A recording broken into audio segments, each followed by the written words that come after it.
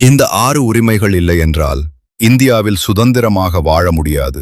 இந்திய அரசியலமைப்பில் ஆர்டிகிள்ஸ் 12 முதல் 35 வரை ஃபண்டமெண்டல் ரைட்ஸ் என்று சிறப்பு உரிமைகள் கொடுக்கப்பட்டுள்ளன. இந்த ரைட்ஸை முக்கியமாக வடிவமைத்தவர் B.R. அம்பேத்கர். அந்த 6 முக்கிய உரிமைகள் என்ன? 1. ரைட் டு ஈக்வாலிட்டி, அனைவரும் சட்டத்தின் முன் சமம். 2.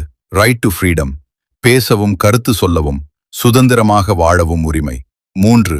ரைட் அகேன்ஸ்ட் எக்ஸ்ப்ளாய்டேஷன், குழந்தை வேலை, அடிமைத்தனம் தடை. 4. Right to freedom of religion, நீங்கள் விரும்பும் மதத்தை பின்பற்றும் உரிமை. 5. கல்ச்சரல் அண்ட் எஜுகேஷனல் ரைட்ஸ், சிறுபான்மை கலாச்சாரத்தை பாதுகாக்கும் உரிமை. 6.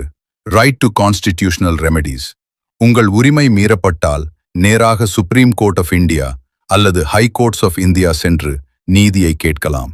அதனால்தான் P.R. அம்பேத்கர் இதை கான்ஸ்டிடியூஷனின் ஹார்ட் அண்ட் சோல் என்று சொன்னார்.